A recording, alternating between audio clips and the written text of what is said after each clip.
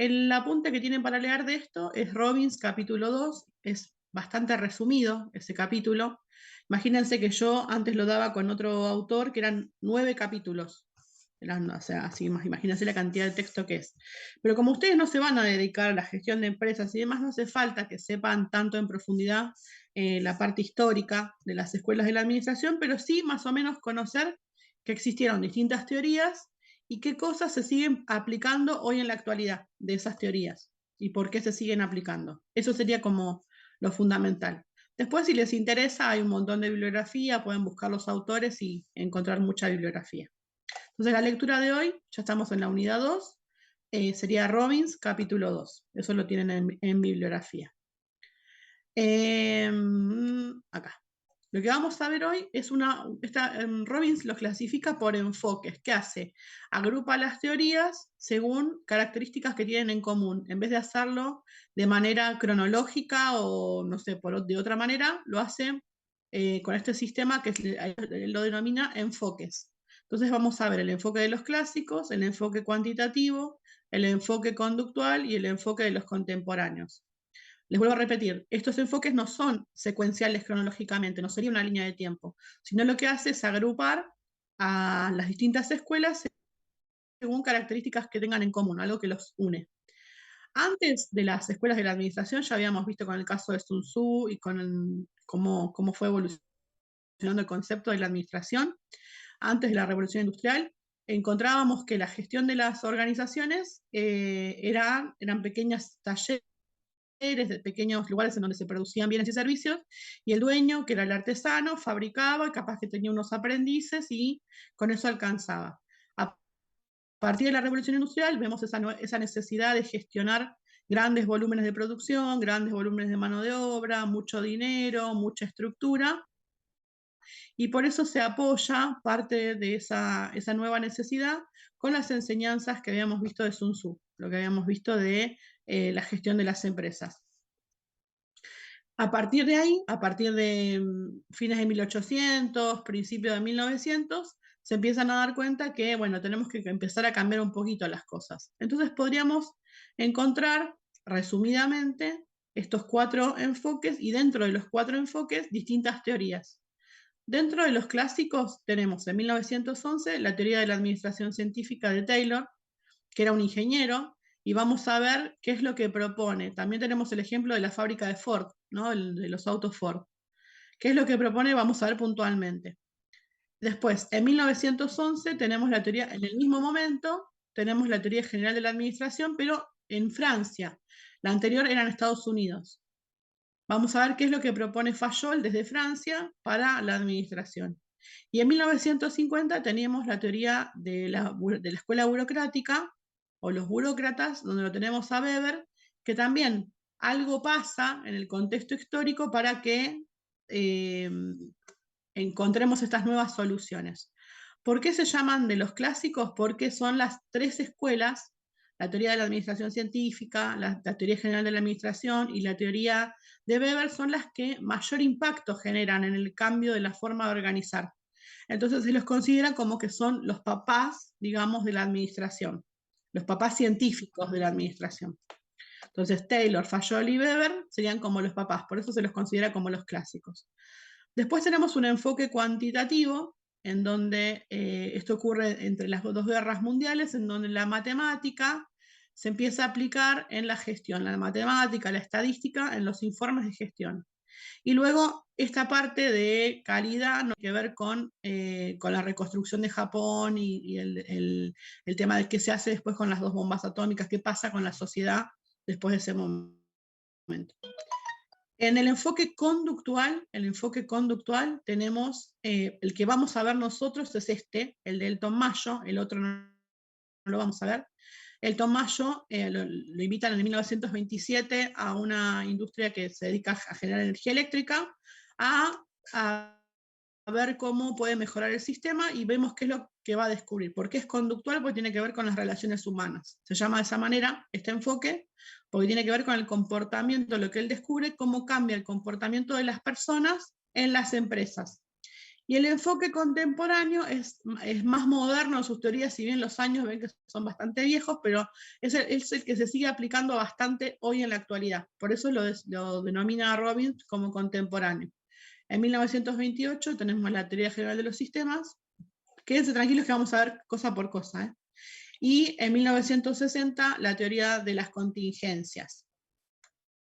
Vamos a los clásicos. Taylor era un ingeniero, ¿no? O sea, vamos a ver la formación que tiene y el momento histórico. Estamos hablando de 1911, principio del siglo XX. A él lo llaman en una empresa que se dedicaba a fabricar lingotes de hierro para que mejore la productividad. En todos los casos, las escuelas tratan de hacer esto, dar recomendaciones para mejorar la productividad, manejar la eficiencia de las materias primas, la eficiencia de la mano de obra, reducir los costos, ¿no? Producir más y mejor.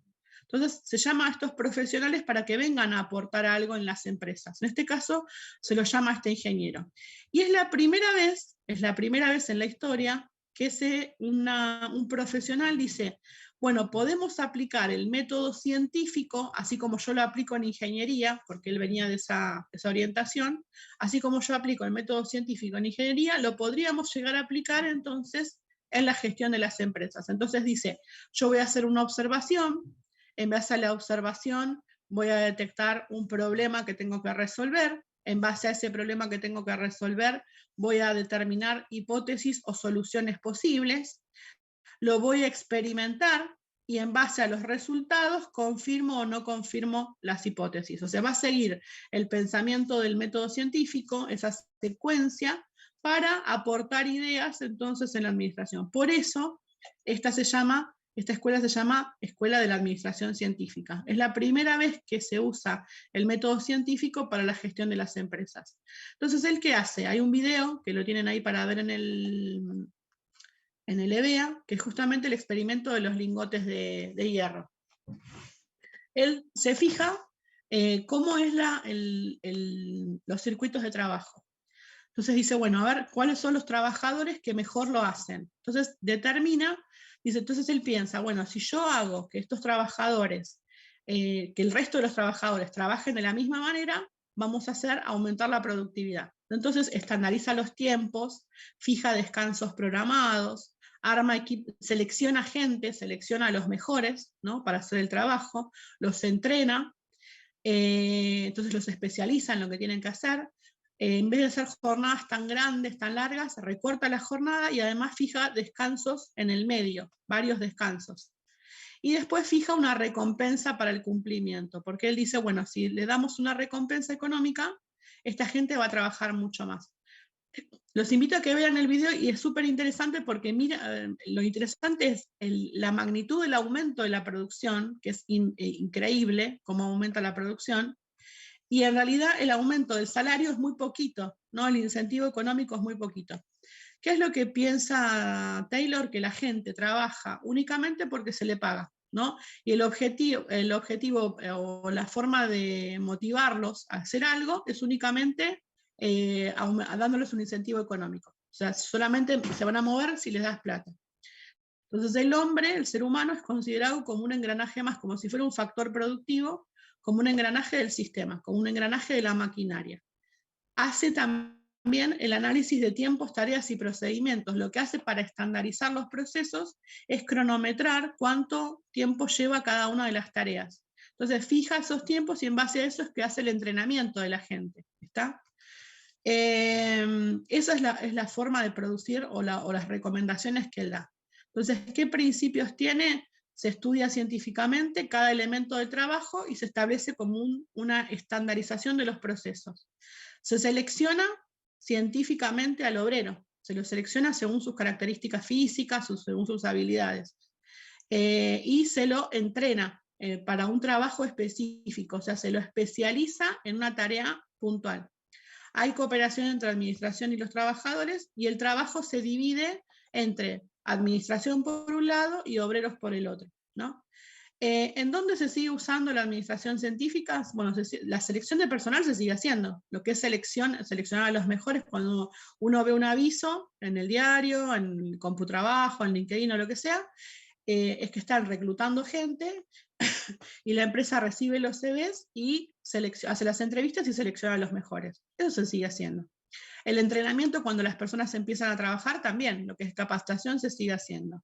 El estudio científico del trabajo también, los procedimientos estandarizados también se sigue haciendo.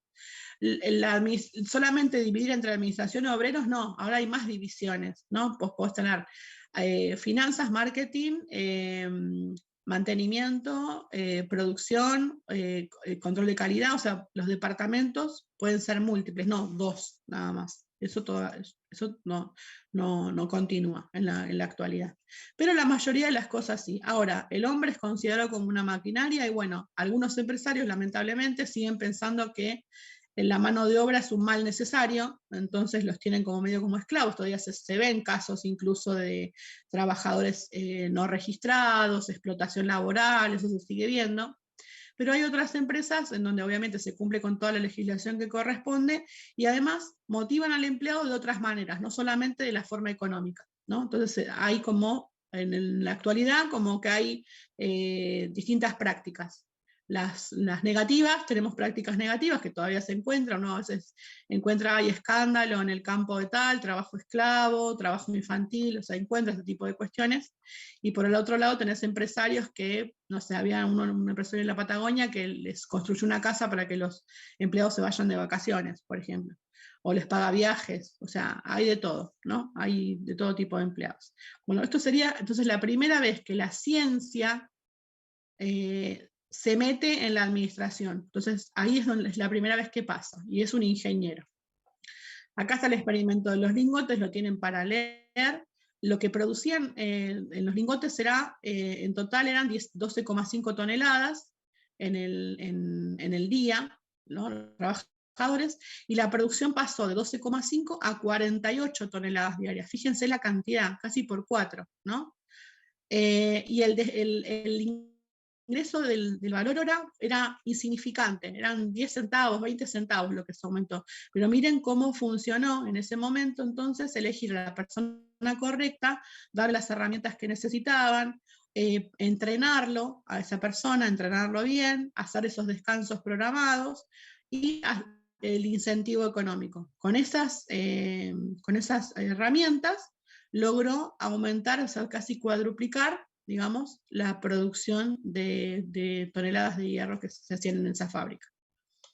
La otra teoría de los clásicos es en la teoría general de la administración, lo tenemos a Fayol, lo tenemos en Francia, también es ingeniero, pero él se enfoca, sus estudios o sus análisis los enfoca en el trabajo de los gerentes. ¿Qué es lo que hacen los administrativos? O sea, cómo planifican, cómo organizan y demás, porque dice que el problema está en la administración. Entonces dice, bueno, el gerente tiene que planificar, mandar, organizar, coordinar y controlar, ¿no? Que se parece bastante a las funciones gerenciales que habíamos visto. Entonces, planifica, manda, organiza, coordina y controla. La administración tiene que estar separada de la producción y acá viene un cuestionante. En ese momento en Europa todavía había muchas autoridades monárquicas, o sea, había mucha realeza. Y se acuerdan de historia de la escuela, ¿quién le daba el poder al rey, al emperador? ¿De dónde venía ese poder? ¿Quién le delegaba el poder para decir, bueno, yo soy el rey? Claro, la iglesia o un dios, ¿no? Acuérdense los egipcios también, que era como que era el dios en vida, era el faraón, ¿no?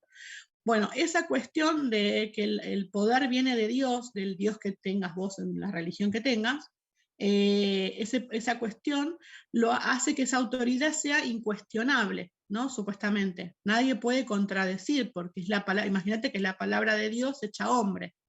Entonces, esa autoridad tiene un poder divino. Él lo que hace es, como la sociedad está acostumbrada a eso, pensar o razonar que justamente los gerentes de las empresas también, como tenían mucho capital y tenían mucho dinero, y eran personas de sociedad importantes, también tienen ese poder divino. Es como que fueron como marcados con la varita, ¿no? Entonces, la autoridad de los dueños y de los gerentes tiene que ser incuestionable. Es una autoridad que viene como deriva del poder divino.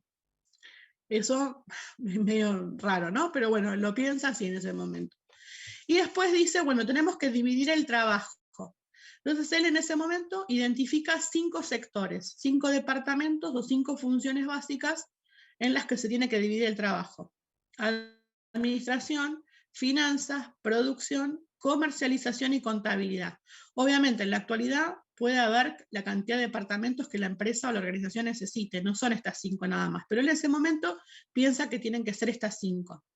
¿En dónde se sigue usando las enseñanzas o la teoría general de la administración? Bueno, el tema del trabajo del gerente, lo vimos que es así, ¿no? Las funciones administrativas son planificar, organizar, dirigir y controlar, que sería bastante parecido a esto que nos dice Fayol. Obviamente la autoridad, los jefes y los gerentes no tienen poder divino, se pueden cuestionar, esto no se sigue haciendo. Sin embargo, hay algunos jefes que se creen que tienen ese poder y son muy autoritarios, ¿no? Cuando vemos modelos de gestión o incluso a personas políticas, ¿no? Personas de la política que están en organizaciones políticas que se creen que son Dios, vemos este tema que son muy autoritarios, ¿no? Que no hay, vos no podés replicar nada, no podés opinar, y demás. Entonces, algunas personas todavía se creen que tienen este tipo de coronitas, pero la mayoría de las organizaciones no se gestiona de esta manera. Fayol elabora 14 principios de trabajo que están más que nada vinculados con la división del trabajo, cómo se toman las decisiones y cómo se trabaja en equipo. El tema de las decisiones, lo más importante de todo esto que él tiene, es el tema de la unidad de mando y la unidad de dirección. Y esto es muy importante y son 2 principios que incluso cuesta mucho que los apliquen hoy en las empresas familiares. ¿Qué significa la unidad de mando? Que cada empleado solamente recibe órdenes directas de un solo jefe. Vos como empleado no puedes recibir en el mismo momento 20 órdenes distintas de 20 jefes. Y esto es un problema grave que siguen teniendo hasta el día de hoy las empresas familiares. Porque en las empresas familiares, como todos son dueños, todos mandan y mandan al mismo tiempo. Vos estás haciendo un trabajo para algo de tu sector y viene el hijo del dueño, que también es dueño, y te dice, deja de hacer eso y llévame el auto a lavar, por ejemplo. Y vos estabas haciendo, porque aparte encima se superponen cosas de la empresa con cosas privadas, y eso es peor todavía. Pero ¿a quién le obedeces? Vos como empleado, ¿a quién le sos leal? Entonces siempre es como que estás quedando mal con alguien. Y eso genera conflicto permanente, ¿no? Entonces, cuando se dan órdenes, se tiene que mantener la cadena de mando, se tiene que mantener la jerarquía y solamente recibís órdenes de un solo jefe. Esto viene del ejército también, ¿no? Y después la unidad de dirección, en este caso, las decisiones se toman en conjunto. Si son varias personas que están en el directorio, varios familiares o varios socios que están en el directorio de la empresa, o sea, en la cabeza de la organización, entre todos tienen que votar qué es lo que se decide y eso es lo que baja a la organización. No es que cada uno de los del directorio van a opinar y decir algo y eso es lo que va a bajar, no. Se ponen de acuerdo entre ellos, se firma un plan y ese plan es el que se autoriza entre todos, se vota y ese es el que baja. Entonces tiene que haber, a eso nos referimos con la unidad de la dirección. No es que hay un solo director. Puede haber múltiples directores, pero entre ellos se tienen que poner de acuerdo para votar y bajar las órdenes o bajar un plan único, ¿no? Y lo demás tiene que ver con esto, con la jerarquía, con el tema del respeto de la autoridad, el tema del trabajo en equipo, el tema de la unión de personal, o sea, el tema de obedecer las órdenes, ¿no? Eso más que nada es eso. Después tenemos en 1950, empecemos en el año, ya había terminado la Segunda Guerra Mundial, tenemos a la teoría general de la administración, la escuela burocrática. Acá hay un error, esto está mal. Esto es la escuela burocrática. La escuela burocrática la diseña Weber en Estados Unidos, y ¿qué problema empezó a surgir a partir de 1950? Después de la Segunda Guerra Mundial, muchos estados que eran monárquicos, como habíamos visto, pasaron a ser o monarquías parlamentarias o monarquías con congreso, ¿vieron? O directamente democracias en Europa. Y después el otro problema es que, bueno, el otro problema es que, o la otra realidad, la otra situación es que muchas empresas que producían bienes y servicios comenzaron a expandirse y a ser multinacionales, ¿no? A expandirse geográficamente. Tanto en estas empresas que se empezaron a expandir, como en este nuevo modelo de Estado, en donde el Estado comienza a tener otras funciones a partir de 1950, aparece mucho el tema del derecho del trabajador, aparecen las obras sociales, aparece el tema de oficinas públicas para educación, el tema, o sea, se empieza a expandir mucho el tema de la salud pública, o sea, los estados, los gobiernos, empiezan a tener muchas funciones que antes no tenían. Entonces, ¿cómo hacemos desde la organización de la empresa o desde la cabeza del organismo público para lograr que cada oficina que está ubicada súper lejos geográficamente se mantenga la misma forma de trabajo, ¿no? Pensémoslo primero con las empresas. Imagínense Ford, ¿no? Dice, bueno, vamos a poner una fábrica de Ford en Brasil, o vamos a poner una fábrica de Ford en Argentina. Bárbaro. ¿Cómo logra Ford que ese auto que sale del mercado tenga las características que ellos quieren tener? Porque está en juego la marca, está en juego el prestigio del nombre de la empresa. Entonces, es muy difícil mantener el control cuando vos estás lejos físicamente, geográficamente. Imagina, aparte de 1950, lo que tardaría un correo en llegar, el tema de lo que tardaría un informe, un manual o lo que sea, todo tarda mucho, ¿no? No había una comunicación inmediata como tenemos ahora.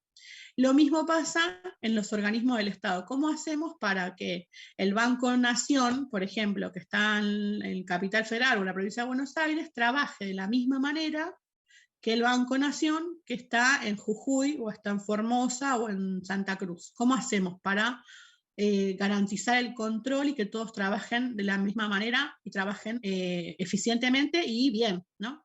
Entonces, lo que se le ocurre a Weber es centralizar las órdenes, o sea que todo, cuando tenemos esta estructura que está tan dispersa geográficamente, las órdenes más importantes, las órdenes estratégicas, tienen que venir desde la cabeza de la organización. Y se bajan, puede ser de manera escrita o a través de manuales de procedimientos, ¿no? Los manuales de procedimientos son textos en donde justamente se describe todo un proceso, ¿no? Las tareas, las actividades, cómo tenés que hacerlo, en qué tiempo, quiénes lo tienen que hacer, etcétera, etcétera. Todo lo que se hace está definido y estandarizado en un manual.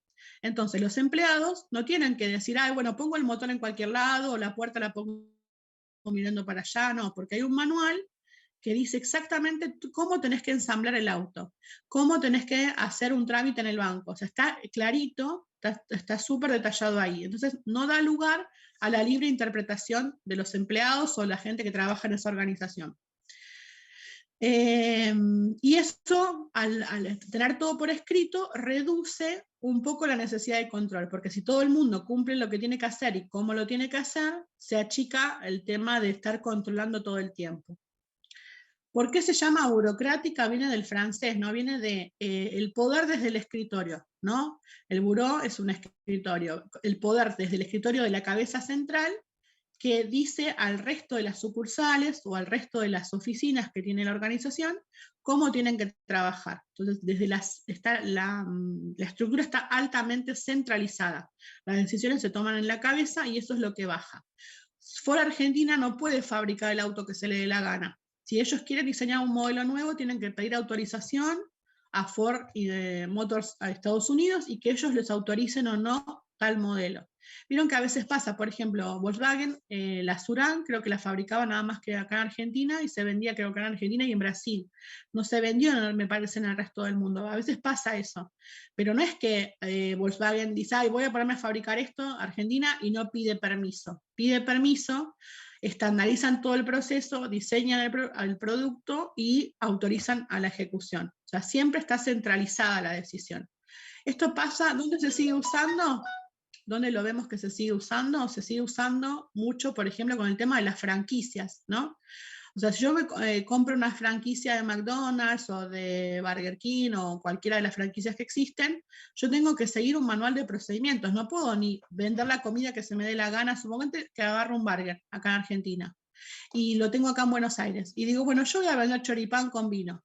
No puedo, porque yo firmé un contrato que estandariza qué es lo que tengo que vender, cómo lo tengo que vender, cómo se va a llamar lo que tengo que vender.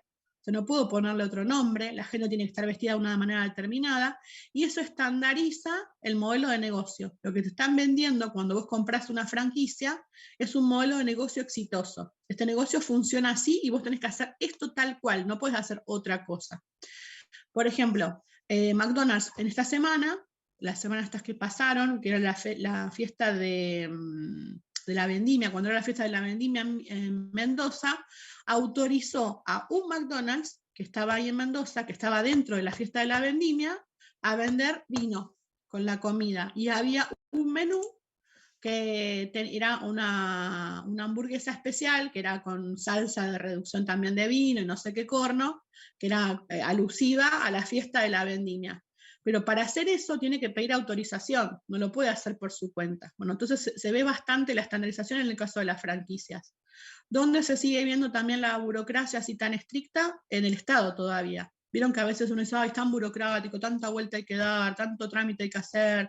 Entré acá, después entré al otro lado, después ponete el código, después sacate la foto. Bueno, todo ese tema de todos esos pasos que hay que hacer se vuelve bastante cansador, ¿no? Y después se ve también la burocracia con el tema de las normas y la estandarización en las empresas que tienen normas de calidad certificadas, sobre todo ISO, ¿no? Cuando vos tenés una norma de calidad, también es bastante burocrático cómo se trabaja. Vos no podés ser muy creativo, ¿no? Es bastante estricto, bastante rígido cómo se trabaja para garantizar la calidad. Es para eso. Bueno, otra de las características que tiene la escuela burocrática es el tema de la autoridad burocrática. En la mayoría de los casos, incluso la misma autoridad está elegida por una norma. Hay una norma, no la tía norma, sino un documento, un reglamento que dice cómo se elige al gerente, qué características tiene que tener el gerente. Y esto se ve muchísimo en el Estado, por ejemplo. Vos agarras el boletín oficial, si ustedes agarran y leen el boletín oficial, van a ver que hacen, por ejemplo, convocatoria para cubrir cargos de inspectores de AFIP, por ejemplo. Entonces te dice, bueno, para ser inspector de AFIP tenés que ser contador, de tantos años de experiencia, vivir en tal lugar y presentarte al examen de capacidad. Y después cuando te presentas al examen, entran por orden de mérito. El sueldo que se propone es tanto, incluso hasta el sueldo te dice, van a trabajar de lunes a viernes, tal horario, todo te dice, el escalafón tal, la categoría tal y tal y tal. Esto surge de una resolución tal de la FIP, ¿no? Entonces hay una resolución, una norma, que está escrita como si fuera un reglamento, que incluso dice cómo tenés que tomar a la gente, qué características tienen, lo publican en el boletín oficial, lo hacen público, para que vos puedas postularte a ese trabajo. Así que fíjense, hasta incluso los puestos de trabajo, e incluso los jerárquicos también, están condicionados por una norma que dice cómo los tenés que seleccionar. Está bien interesante eso también, por un lado. Entonces se sigue aplicando entonces, en esos rubros en particular, entonces en el Estado, en las franquicias se aplica bastante y en las empresas que, ¿cómo se llaman? Las que tienen normas certificadas, normas de calidad certificadas. Ahí se ve bastante la aplicación. No están dando todos el presente. Tengo 20 chats o menos de 20 y tengo 27 chicos. Acuérdense de dar el presente porque después se me va, ¿eh? Año, el de la teoría de Weber, 1950, pero sigue hasta la actualidad. Algunas cosas se siguen aplicando hasta la actualidad.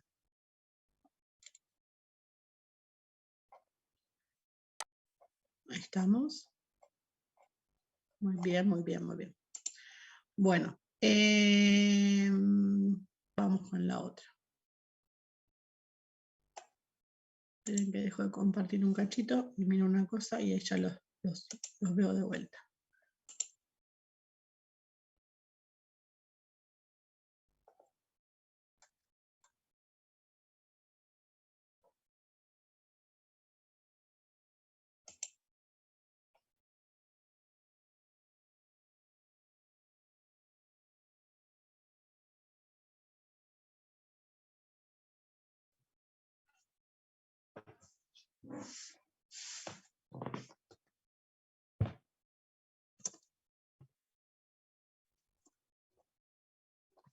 Profe, ¿me escucha? Sí. Mire, tengo un problema con el tema de la luz, se desconectó un cable del palo y tipo estoy ahora tratando de cargar la computadora en la casa de un vecino. Sí. No hay Así. problema. Si tenés que retirarte, déjame el presente y después mirar el video. Dale, listo. Dale, Muchas gracias. dale, beso. Bueno, el otro enfoque, el enfoque cuantitativo, tiene que ver con la estadística. Vamos a ver ese nada más. Que en realidad se usan bastante se sigue usando bastante para investigación. Por ejemplo, en base a la estadística vos podés sacar cuántos productos fallados salieron de una tanda, en qué horarios, tengo el timbrito este que me está volviendo loca. Me está volviendo loca, no le puse silenciar al celular. Y todo el día llega un mensajito. Ahora sí, que suene. Bien, ¿en dónde se aplica el enfoque cuantitativo? ¿Qué se hace? Se aplica la matemática y la estadística para informes de gestión. Entonces vos podés sacar, por ejemplo, la totalidad de productos que se elaboraron en un turno. Por ejemplo, fabricamos lapiceras. Bueno, ¿cuántas lapiceras fabricamos en el turno mañana? No sé, 10.000 lapiceras, bárbaro. ¿Cuántas lapiceras fabricamos en el turno tarde? 9.000. ¿Por qué hay una diferencia de 1.000? Si trabajaba la misma cantidad de horas y todo igual. Entonces, la estadística me sirve para analizar la cantidad que se produce o la cantidad de materia prima que necesito para hacer un determinado lote. O sea, se empieza a usar la matemática para la gestión, para los costos, para la cantidad que voy a producir y demás. Eso sería básicamente, eso es lo que se sigue usando. Hay una película que se llama Una mente brillante, donde se ve el tema de la teoría de los juegos. Cómo ponemos en juego justamente una cantidad a producir según lo que el cliente me pide o una cantidad a producir según lo que está pasando en el mercado, para no perder tanto. Cómo maximizo la producción usando las probabilidades, ¿no? Eso se ve en la película que ganó este matemático John Nash, ganó un premio Nobel de Matemática justamente por el desarrollo de la teoría de juegos. ¿Y de dónde viene esta situación? Viene de la Segunda Guerra Mundial, porque en realidad se empezó a aplicar las probabilidades para analizar a dónde van a hacer el tiroteo, a dónde van a bombardear, qué probabilidades hay o cómo hacemos para mantener el stock del inventario de las armas. O sea, se empezó a usar para la Primera Guerra Mundial y la Segunda Guerra Mundial, y esos aprendizajes matemáticos de producción o de situaciones que pueden llegar a pasar o no, luego se aplicaron al mundo de ¿cómo se llama? De la industria civil, ¿no? De lo militar pasa a la industria civil. Eso es re común. No sé si ustedes saben que hay un montón de artículos que nosotros usamos en el día a día que vienen de la guerra. Por ejemplo, los M&M, los chocolates M&M. Bueno, esa forma de ponerle caramelo al chocolate para que no se derrita tan rápido viene porque a los soldados se les daba chocolate como algo de una comida de alta caloría, y entonces diseñaron envolverlo en ese caramelo de color para que no se derrita tan rápido y lo puedan comer fácil. O por ejemplo el tema de los cierres, ¿no? Los cierres que usamos nosotros también es un invento que es para la Segunda Guerra Mundial, para la ropa de los paracaidistas o la gente que hacía aviación, o el tema del uso de las telas de nylon que se usaban para los paracaídas justamente, que luego se empezaron a aplicar los tejidos sintéticos en la ropa cotidiana. Después, ¿qué más? El tema de los enlatados, todas las que son las conservas en lata, las latas, también surgen en las dos guerras mundiales, y la idea era poder trasladar alimentos sin cadena de frío y sin que los tenga que cocinar. O sea, que vos abrís la lata y los podés comer directamente. Se diseñan para eso, para la guerra. Y luego, cuando termina la guerra, ¿qué hacemos con este diseño? Y bueno, se lo vendemos al ama de casa, le solucionamos al ama de casa el día a día y lo vendemos para la industria civil. O sea, hay muchos desarrollos de productos o servicios, el tema de la cocina de microondas, que se usaban las microondas para otra cosa. Bueno, todo tiene que ver, muchos de los inventos o cosas que usamos en el día a día, nacen en la industria militar o por una necesidad militar, y luego, cuando hay una época de paz, se trasladan a la industria civil o comercial ordinaria, ¿no? Esto es bastante común. El enfoque conductual. Lo único que vamos a ver es el de Elton Mayo, que era sociólogo, ¿no? Elton Mayo era sociólogo. Se lo llama a una empresa que estaba en Chicago, que era una empresa eléctrica, Western Electric Company, en Chicago. Se lo llama porque quieren aumentar y mejorar la productividad. Entonces, él dice, bueno, allá aplicamos las teorías de Taylor y de Fayol, pero no está funcionando. O sea, mejoró un poco, pero hasta ahí. Entonces nos va a cortar y no quiero que quede trunco. Salimos y entramos. Prendo el chat. Bueno, esta parte es media densa porque es histórica, no es pum para arriba como otros temas, pero es importante conocerlo porque de la historia uno aprende. Hay cosas que ya se hicieron, hay gente que ya lo pensó, tal solución o tal otra solución, entonces para eso sirve. Bueno, ¿para qué lo llaman Elton Mayo? Lo llaman entonces en una empresa de generadora de electricidad para aumentar la productividad. Acá están todos los trajeados pidiendo que mejore la productividad.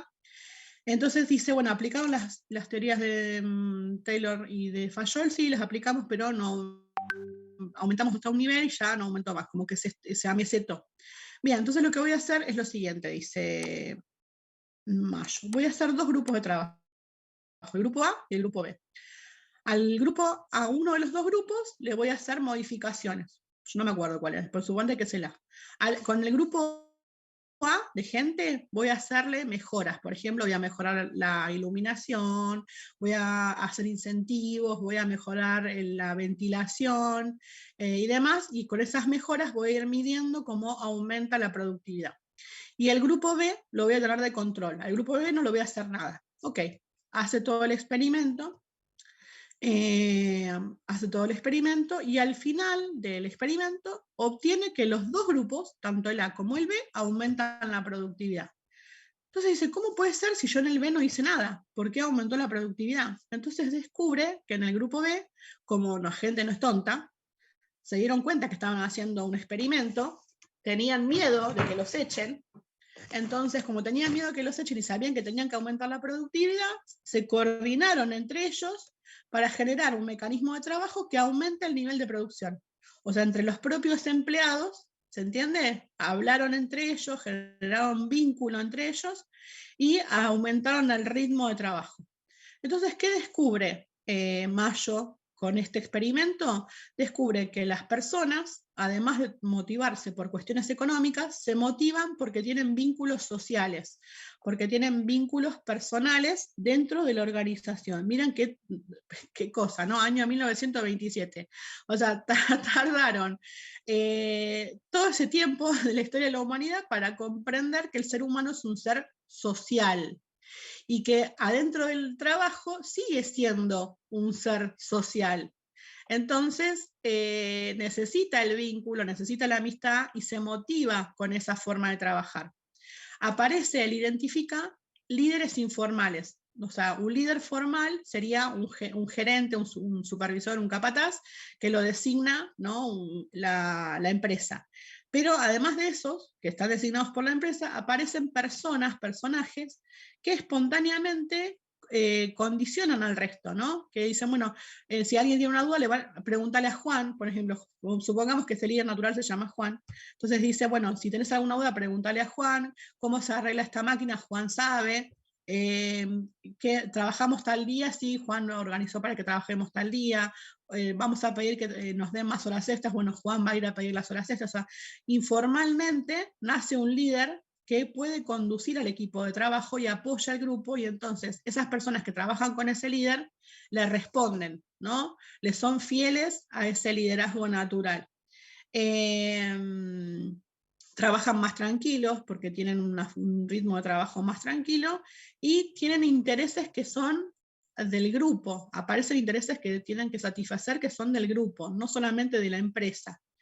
Y después otra cosa que también determina es que esa forma de trabajar que decía Taylor, que bueno, especializamos al obrero y lo ponemos a hacer siempre el mismo trabajo de manera repetitiva, con el paso del tiempo, ese trabajo tan monótono y cansador se vuelve improductivo, o sea, baja la productividad porque el trabajador se cansa. Imaginemos estar en una línea de montaje en donde estamos haciendo siempre lo mismo, siempre lo mismo, siempre lo mismo. Llega un punto que el trabajador se termina cansando, entonces evidentemente va a bajar la productividad. Todo esto lo descubre entonces Elton Mayo en esta fábrica que lo conoce mundialmente como el experimento Hawthorne, se llama así, que es en la fábrica Western Electric en Chicago. Bien, ¿dónde se sigue usando este tema de las relaciones personales o dónde se sigue usando en la actualidad estos descubrimientos que él hace?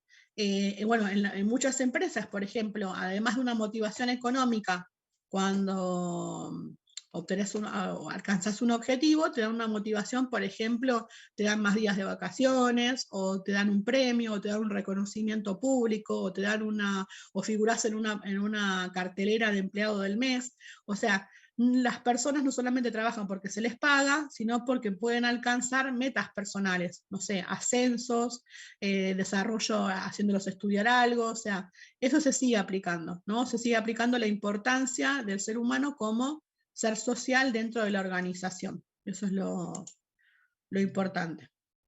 Sí, Google está como calificada. Vieron que todos los años salen los rankings de las empresas en donde hay mejor clima laboral, en donde hay más posibilidades de crecimiento personal, en donde hay más desarrollo y más compatibilización entre el mundo de tu vida laboral y tu vida familiar, desarrollo profesional. Sí, Google está, acá dice María, Google es una de las empresas que está siempre en el ranking de las mejores empresas para trabajar, totalmente.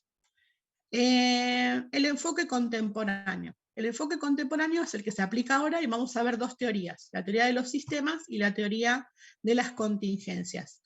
La de los sistemas, si ustedes piensan, nosotros usamos la palabra sistemas un montón, ¿no? Sistema informático, sistema económico, sistema de cambio, sistema de computación, ¿no? ¿Por qué entonces usamos tanto esa palabra, pero sabemos qué significa, qué es un sistema? Sistema digestivo, sistema circulatorio. ¿Qué es un sistema? ¿Tienen idea? ¿Se acuerdan de la escuela? ¿Algo? ¿No? ¿No se animan? Puede ser que sean varios componentes funcionando entre sí. Bien. ¿Se acuerdan de la escuela cuando veían, por ejemplo, el sistema circulatorio? ¿Cómo era el sistema circulatorio? Estaba compuesto por varios órganos o varios componentes, como dice la compañera, que se vinculan entre sí para cumplir una función, ¿no? Cada uno tiene una función específica, pero a su vez en conjunto, interrelacionados entre sí, tienen una función más grande, ¿no? Eso es un sistema. Entonces, Bertalanffy, que era biólogo, fíjense siempre el origen de cada uno. Bertalanffy era biólogo, entre otras cosas. Entonces él dice, está todo muy lindo lo que están hablando todos los científicos estos sobre la administración, pero como que no hay algo muy en común que atraviese a todas las organizaciones. Entonces él dice, bueno, si pensamos a las organizaciones como un sistema, podríamos analizar bien y podríamos gestionarla bien a una organización pensándola como un sistema. Entonces, un sistema son elementos que interactúan entre sí, y esos elementos pueden ser naturales, pueden ser artificiales o pueden estar vinculados entre los dos. Ahora, yo tengo acá cómo funcionaría un sistema. Un sistema funciona con una entrada, una caja negra, ¿se acuerdan? Una entrada que es un input, una caja negra en donde se transforma eso que entró, no vamos a hablar de esa transformación en este momento, y una salida que sería el producto resultante de esa transformación.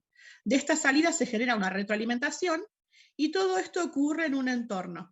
El entorno modifica al sistema, lo impacta de alguna manera, y a su vez, lo que hace el sistema también modifica al entorno. Por ejemplo, en una empresa, si yo tengo que fabricar ropa, ¿qué es lo que va a entrar? Materia prima, por ejemplo, hilo, telas, energía eléctrica, maquinaria, mano de obra, capital, moldes, información de cantidad de ropa que tengo que hacer, algún diseño que tengo que hacer, o sea, todo eso entra. Se procesa en la empresa, en la fábrica, ¿no? Los empleados hacen los cortes de la ropa, la cosen, le pegan los botones, o sea, hacen todos los procesos usando la energía, siguen las molderías y demás. Se hace todo esto en esta caja negra, que es donde se hace la transformación. Y luego tenemos el output, que sería la salida, serían las prendas confeccionadas. Esas prendas confeccionadas las vendemos y de esa venta podemos pagar y volver a tener más materia prima, pagarle a la mano de obra, pagar la energía, comprar más maquinaria y vuelve a ser una entrada que vuelve a continuar en el proceso. Ahora, si pasa algo en el entorno que me hace, que me puede afectar, por ejemplo, se me corta la luz es algo del entorno. Si yo no tengo luz, las máquinas no van a funcionar, entonces no puedo continuar con el proceso. Si, por ejemplo, hay un paro de transportes y me tenían que traer la tela, no tengo tela para empezar a producir. ¿Está? Si hay no sé, un paro bancario y el proveedor el cliente no me puede pagar porque no hay bancos, tampoco con esa plata no puedo comprar cosas o no puedo pagar los sueldos. O sea, todo lo que pasa afuera me termina afectando de alguna determinada manera. Si yo, por ejemplo, tengo una empresa textil en Argentina y Argentina hace un convenio con China para traer ropa importada por 2 mangos con 20, evidentemente esa decisión política a mí me termina afectando porque no puedo competir contra una empresa china. Entonces, lo que pasa afuera a mí me afecta. Ahora, lo que pasa dentro de la empresa también afecta afuera, sí, totalmente. Si yo vendo y vendo cosas caras, la gente capaz que no las puede comprar. Si yo lo que vendo es barato, el público lo va a poder comprar. Lo que yo le pago a mis empleados de sueldo, ese sueldo lo van a usar para consumir y comprar y tener una casa, un auto, o lo que sea. O sea, lo que yo genero también genera impacto en el afuera. Pago impuestos, con esos impuestos el Estado hace cosas, ¿no? Entonces, realmente las empresas, las organizaciones funcionan como sistemas y eso es lo que determina Bertalanffy y es tal cual y lo que él dice es, bueno, para analizar cómo gestionar tenemos que comprender cómo funciona el sistema y justamente prestar atención en todos los elementos que lo componen y gestionar cada uno de esos elementos. Lo interesante que él también dice es que estos elementos trabajan de manera sinérgica. Significa que cada uno depende del otro. Si alguno falla, el sistema colapsa. Entonces, prestar atención a que no fallen esas cuestiones. Y otra de las características que él dice es, bueno, que el todo sería todo el sistema, es más que la simple suma de las partes. Por ejemplo, si yo tengo una virome, esta virome funciona porque está ensamblada y funciona. Ahora, si yo, por ejemplo, la desarmo, esperen que la desarmo. Acá la desarmé en 3 partes. La podría desarmar en más partes. Podría sacar la tinta, podría sacar esta parte, podría sacarle este cosito de acá atrás y las pongo una al lado de la otra. Las estaría sumando, simplemente. Tengo las partes y simplemente las sumo. Sirve como virome si yo tengo la tinta por un lado, el pico por el otro y las estoy sumando. ¿Sirve? O sea, ¿cumple la función para escribir? No. Para que cumpla la función, el todo es más que la simple suma de las partes. En el todo tiene que haber una interrelación, una intervinculación. Cada una de las partes tiene que estar en el lugar que corresponde, cumpliendo la función que corresponde e intervinculadas entre sí. Si alguna de las partes deja de estar, el objetivo de ese sistema colapsa, ¿no? ¿Se entiende? Entonces, el todo es más que la simple suma de las partes y todos los elementos que la componen trabajan de manera sinérgica. Todo esto que parece tan lindo, tan de cuento, es cómo se gestionan actualmente las empresas. ¿Y qué es lo que se hace? Tenemos el sistema grande de la empresa, pero lo que hacemos es dividirlo como en subsistemas. Entonces tenemos el subsistema de finanzas, el subsistema de mantenimiento, el subsistema de producción. Cada uno funciona como un subsistema, pero teniendo en cuenta que estamos dentro de otro sistema más grande que es el de toda la organización. Y que no se salvan solos, no se salva solo producción o solo ventas o solo finanzas. Necesitamos que el resto de los departamentos funcionen como tienen que funcionar porque si no el sistema colapsa. Si compras no hace las compras que necesito, producción no puede empezar a laburar. Si finanzas no paga lo que compras pidió, no le van a entregar lo que compras pidió al depósito. ¿Entienden? Si recursos humanos no liquida los sueldos y no paga, toda la empresa deja de trabajar, la mano de obra deja de trabajar, o trabaja a regañadientes, o trabaja disconforme, y empieza a temblar todo el sistema. ¿Se entiende? Entonces, cada uno de los subsistemas se van ensamblando entre sí para generar un sistema mayor, que es el sistema del modelo de negocio de mi organización o de mi empresa. ¿Tá? Esto se sigue utilizando hasta la actualidad. Y asociado con este enfoque de sistemas, tenemos el de la teoría de las contingencias. ¿Qué habíamos dicho acá? Acá habíamos dicho que todo lo que pasa afuera a mí me afecta, y todo lo que pasa adentro afecta hacia el afuera. Entonces, si pasaba algo grave, esto podía colapsar, ¿no? Podía detenerse. Entonces, ¿qué es lo que dicen las contingencias? Bueno, evaluemos, dicen las contingencias, evaluemos todos los posibles problemas que podemos llegar a tener, los enumeramos, y en base a esos factores contingentes ya tenemos definidas respuestas para solucionarlos. Entonces, una vez establecido eso, ya sabemos cómo actuar en esa situación. Entonces, resolvemos los problemas de manera rápida. Esta teoría yo la aplico mucho con los chicos de seguridad e higiene, sobre todo, que la comprenden muy rápido. Doy en la carrera de seguridad e higiene, y ellos justamente son preventistas, tienen que prevenir la ocurrencia de siniestros, suponete. Y tienen bien identificados qué siniestros posibles pueden llegar a ocurrir. Y en base a esa identificación ya arman protocolos o planes para actuar en consecuencia o directamente evitar que ocurran, ¿no? En las empresas en general también se aplica esto, ¿no? Por ejemplo, una contingencia puede ser, supongan que ustedes trabajan en una empresa de diseño, ¿y qué van a trabajar? Van a trabajar con sistemas informáticos. ¿Cuál puede ser la contingencia que corte en los procesos de producción? El tema de que haya un corte de energía eléctrica, ¿no? Si hay un corte de energía eléctrica, no podemos trabajar. Bueno, entonces, ¿qué va a hacer la empresa para poder prevenir esa posible contingencia? Bueno, podríamos contratar un sistema de grupo electrógeno para darle energía a los equipos, suponete, ¿no? O podríamos, si sabemos que hay cortes programados, hacer un sistema de home office. Esos días que hay corte programado, mandamos a la gente a trabajar a casa y les damos un sistema o algo para trabajar de manera remota, ¿no? Entonces, la teoría de las contingencias me brinda soluciones a posibles problemas que me pueden pasar a mí. Y yo tengo que tener bien establecido cuáles son esos posibles problemas. Ejemplo, los problemas o las contingencias que yo tengo en una escuela no van a ser los mismos que tenga una estación de servicio o en una empresa de diseño multimedial. O sea, cada organización va a tener problemas o contingencias diferentes. O sea, tiene que ver con las diferencias individuales de cada organización. Una de las variables es esa. O sea, claramente a lo que se dedica la organización, esa diferencia va a ser el problema que yo pueda tener. Por ejemplo, en una estación de servicio puede ser que haya derrame de combustible, que se haya un incendio, que haya una explosión, o sea, que esas son las posibles contingencias, ¿no?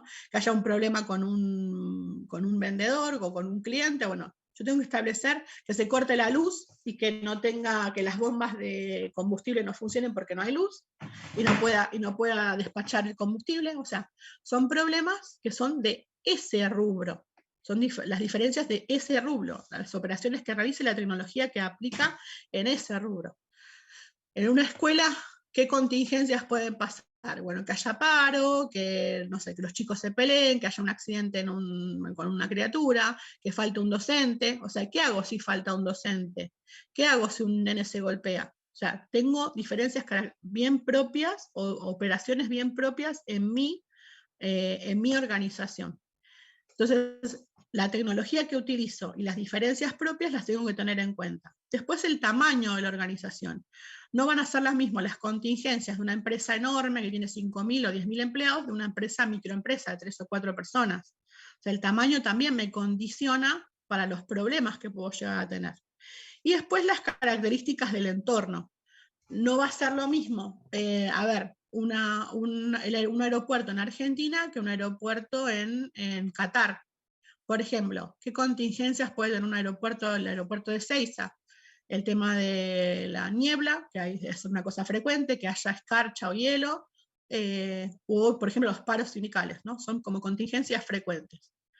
Ahora, ¿qué problemas puede llevar a haber en un aeropuerto de Qatar? Y bueno, capaz que tormenta de arena, ¿no? Entonces hay problemas que son propios del entorno. Hay unas situaciones que me generan contingencias propias del entorno.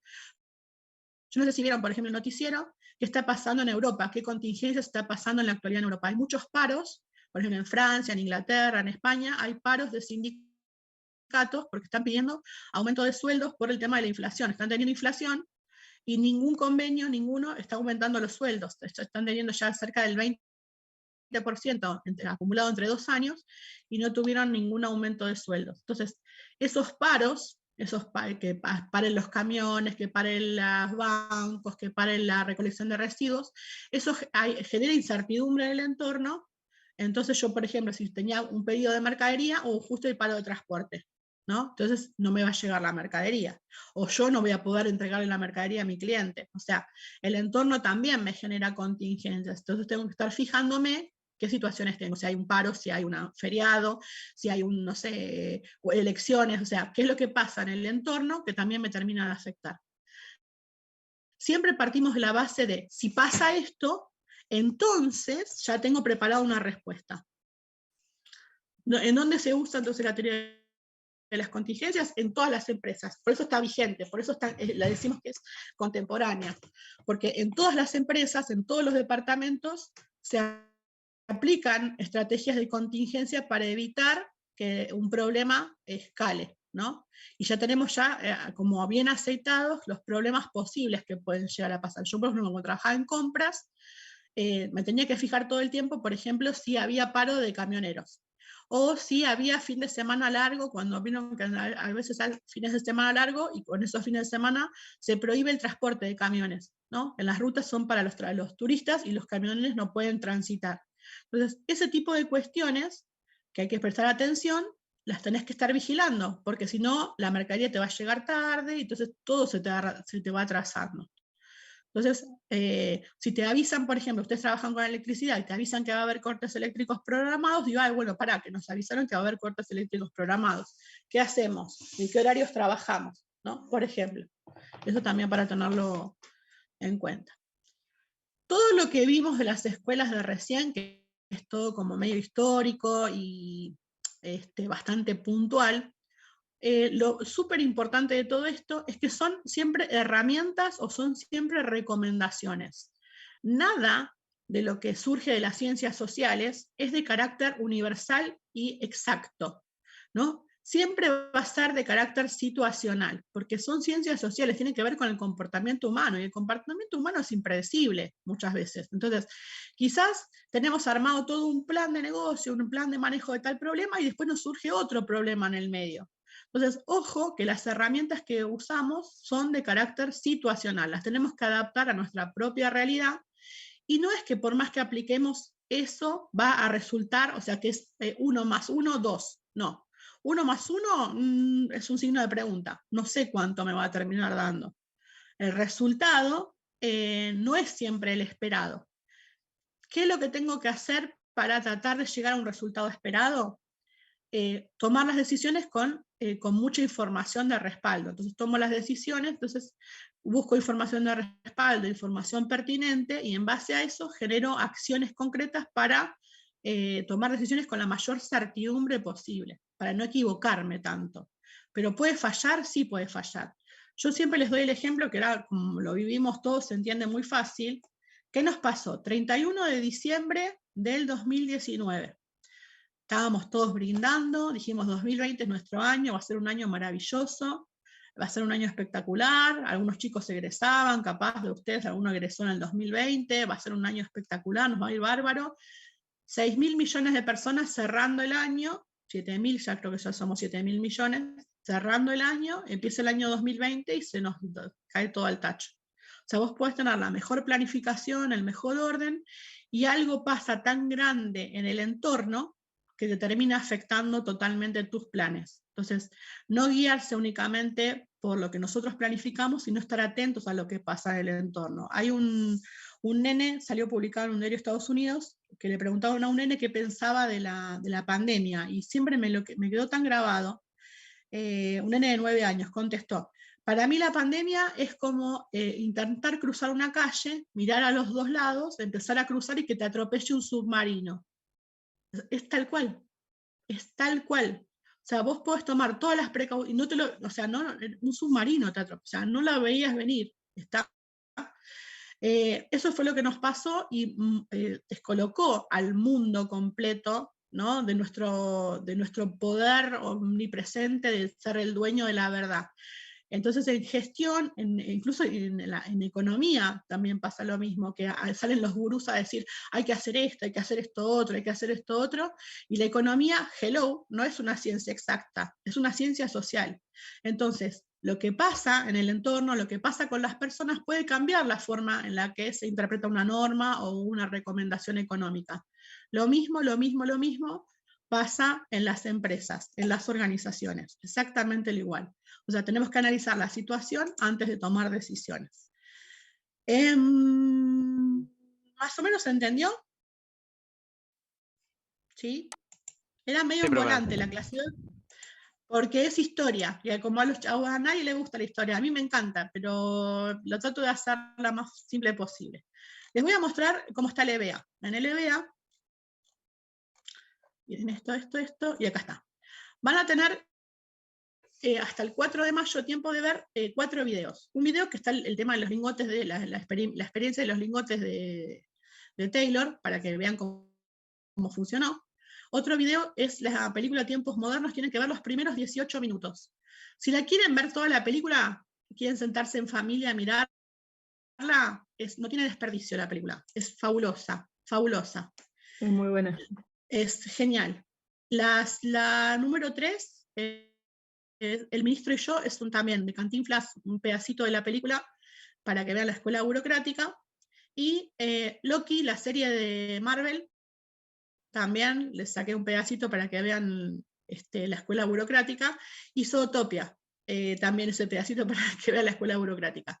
¿Qué es lo que tienen que hacer con estas películas? Armarse un punteo de las características, en este caso estas dos de la Escuela de la Administración Científica y de la teoría de Taylor y Fayol, sería la 1 y la 2, y la 3, 4 y 5 de la burocracia. ¿Qué características de la burocracia ven en estos pequeños fragmentos cortitos? Yo cuando vi Loki me re emocioné porque decía, esto es burocracia, esto es burocracia. No sé si ustedes la vieron la serie, pero a mí me gusta mucho siempre buscar información o videos o cosas que sean de actualidad, y estas dos últimas son más modernas, lo demás es medio antiguo, pero vale la pena por la calidad que tiene la representación de lo que se está viendo. Así que bueno, tienen re tiempo, no hace falta que no es para entregar, es para charlarlo la clase del 4 de mayo. El 4 de mayo vamos a hacer el repaso para el parcial, y entonces en esa clase, cuando hacemos el repaso, vamos a ver entonces este tema de los pedacitos estos de película. ¿Se entiende? Brasil también es muy bueno. Ah, ¿vos sabés que no la vi esa? ¿Vos sabés que no la vi? La tengo que ver, me la voy a agendar. Bueno, ¿se entiende más o menos todo lo que tienen que hacer? Para el 4 de mayo no tienen que hacerlo para entregar, sino ver y ir armando como un punteo en la carpeta y lo charlamos luego en clase. ¿Está? Sí, sí. Dale, para que guardo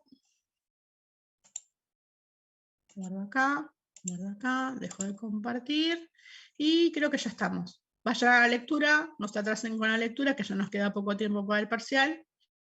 Y el 4 de mayo vamos a hacer el repaso y hacemos como un simulacro de parcial también. ¿Listo?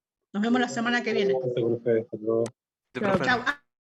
Fíjense, presten atención si nos cambian el día. Profe, antes de que nos vayamos, yo entré 10 minutos tarde, una cosa así. ¿Dijo algo al principio que sea como importante? Sí, que capaz que nos cambian el día. Capaz que nos cambian el día de la cursada. En vez de ser los jueves, va a ser los martes de 15 a 17. Ok, y eso a confirmar, presten atención claro, es a confirmar, presten atención a los mails. Genial, gracias. Dale, listo, un beso. Vamos. Chao, chao.